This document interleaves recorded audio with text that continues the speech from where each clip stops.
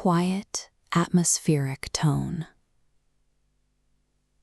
At 11:30 p.m. on March 2nd, 2016, a luxury private jet waits on a runway at Delhi Airport.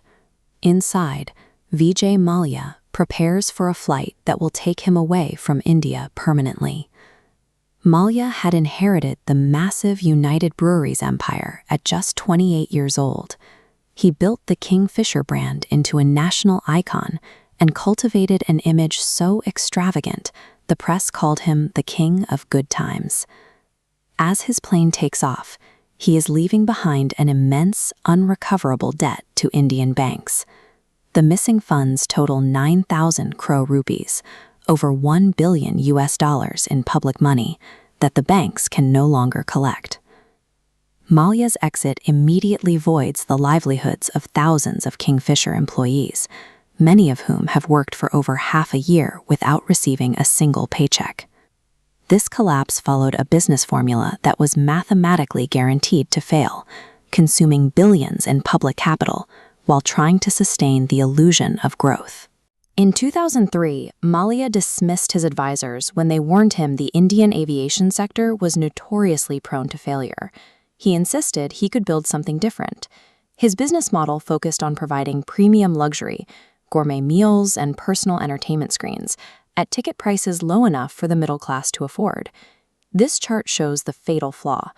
Offering high-end service at budget rates created a 2,000 rupee deficit per passenger. Rapid expansion turned this into a massive bleed.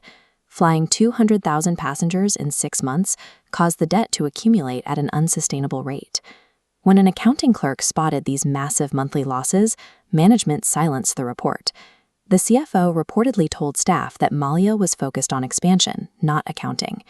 In 2007, Malaya doubled down on this failing logic. He spent 1,800 crore rupees to acquire Air Deccan, a budget airline already losing money, simply to capture a larger share of the market. Malaya's celebrated growth was actually an acceleration of his losses. Every ticket he sold pushed the company closer to total bankruptcy. The 2008 global financial crisis and rising fuel prices made the airline's losses even more severe. Malaya attempted to hide this internal crisis by projecting extreme personal success to the media. He spent heavily on vanity assets, including his own Formula One racing team, Force India. He also purchased a major IPL franchise, the Royal Challengers Bangalore, ensuring his King of Good Times facade stayed in front of millions of fans. His personal collection grew to include 250 luxury cars and a 311-foot mega yacht, all while his companies were insolvent. This display of celebrity status blinded the banks. Officers at SBI and PNB ignored internal risk warnings and approved thousands of crores in unsecured loans, mesmerized by Malaya's public image. India's top financial minds funded a dying business because they evaluated a billionaire's parties instead of auditing his balance sheets. The illusion finally shattered in 2010 when the media leaked that Kingfisher was drowning in 7,000 crore rupees of debt.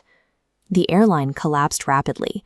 Pilots went on strike, tax accounts were frozen, and employees were left with nothing.